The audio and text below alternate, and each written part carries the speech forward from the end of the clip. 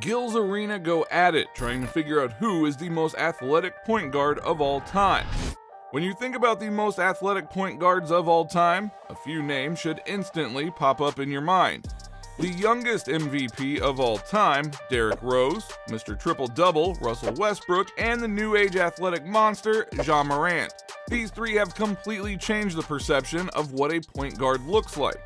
Typically, you see a guy bring up the ball, hit a quick crossover, and drive to the paint for a layup, or to dish it out to an open shooter.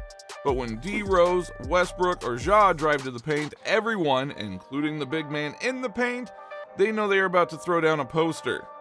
Point guards aren't supposed to move the way that they do. They aren't supposed to do the things they did. That is why you have Gil's Arena discussing who really is the most athletic point guard of all time, because it's really up to debate. By the end of this video, you will see why Gil's Arena was so heated.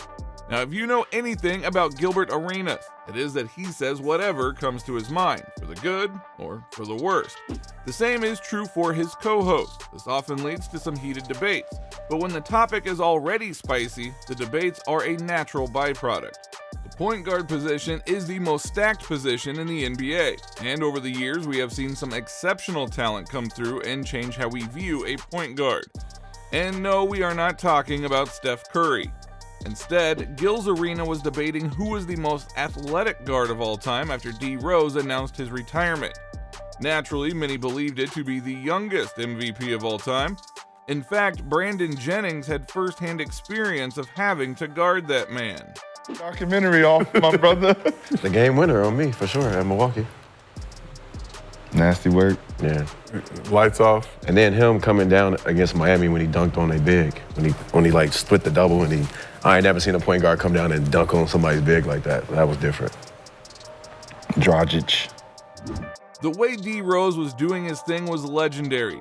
He came before the likes of Westbrook and Ja and turned the world upside down.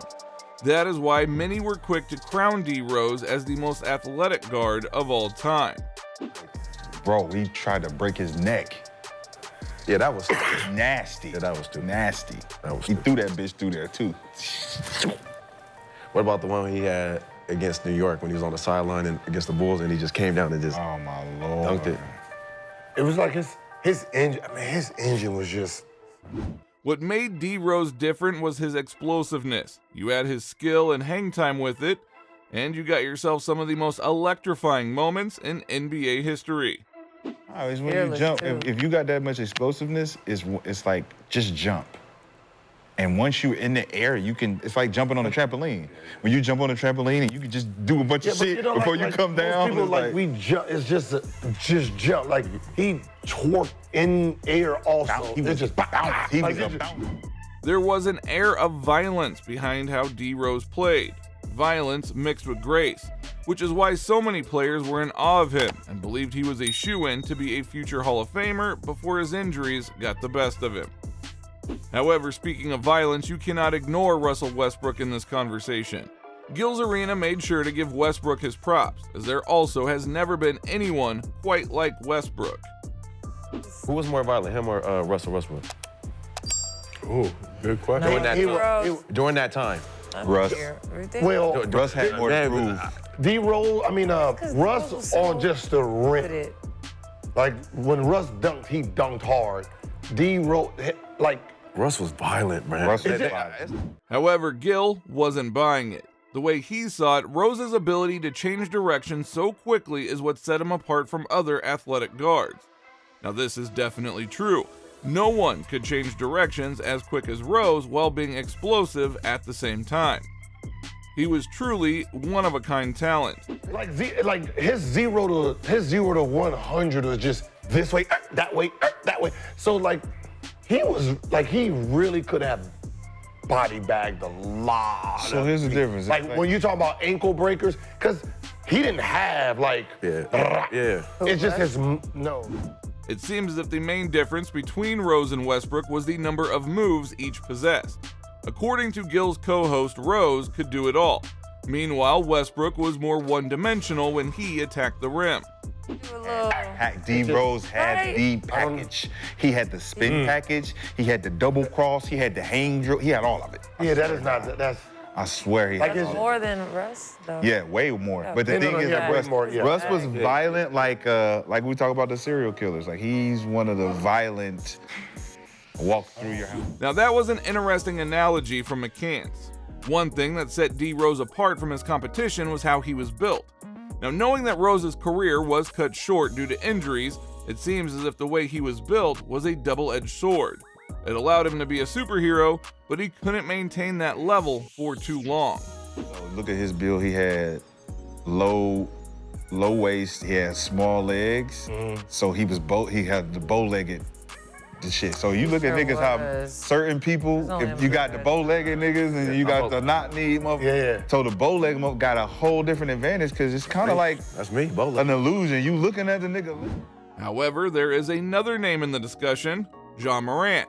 Many people compare Ja to a young D Rose because of the way he can move on the court while having that explosive nature to his game that allows him to dunk on anybody. He is arguably the most exciting player to watch in today's NBA. And that is because he is a freak of nature. The combination of his athleticism, explosiveness, and speed hasn't been seen since D Rose. I was more talented than D Rose. You'll be capping. Ja Morant. Was he better than Ja Morant at the same age? Yeah, by far. Same age, yeah. Fuck yeah. Yeah. D Rose? But Yeah, I mean, I played. but you know what? It's true that by the time D Rose was Ja's age, he was already an MVP. However, the game has changed. If Ja had come before D Rose, perhaps he could have emulated the same feats as him, which was the point that McCants was trying to make. He was only 6'4". I don't If we know. see Ja Morant for the first time in 2011, it wouldn't look like Derrick Rose. See, Derrick was. See, don't. See, there is violent. Derrick, Yeah. Derrick, man. Oh, Derrick. Ja's violent. Is it? Is it? He's still like a finesse power forward. Derrick team was good too. Compared Though. to D Rose. Derrick team was really good. Like I'm just. However, the other people on the panel weren't buying it.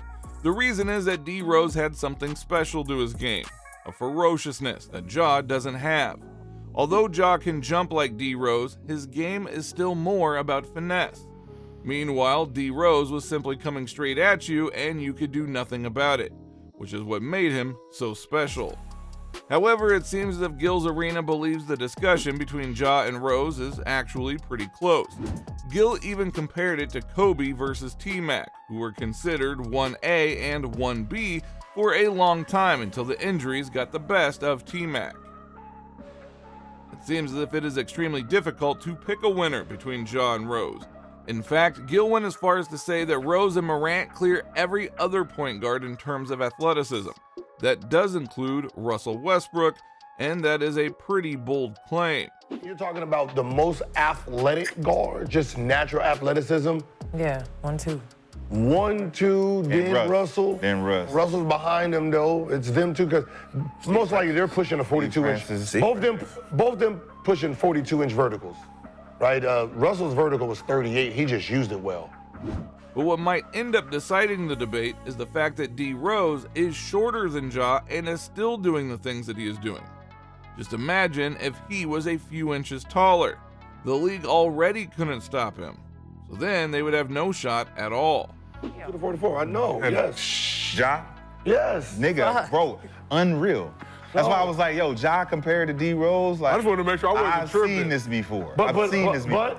But if they were the same height, we're still looking at the same body. You know what I mean? There's one shorter doing it. From Well, that's like saying it. It's a shame that D Rose wasn't able to show his talents properly. But even in the short window where he was one of the best players in the world, it's enough to see why he's an all-time legend. Rose will definitely go down in history as one of the biggest what-ifs, but also one of the most athletic and electrifying players in NBA history.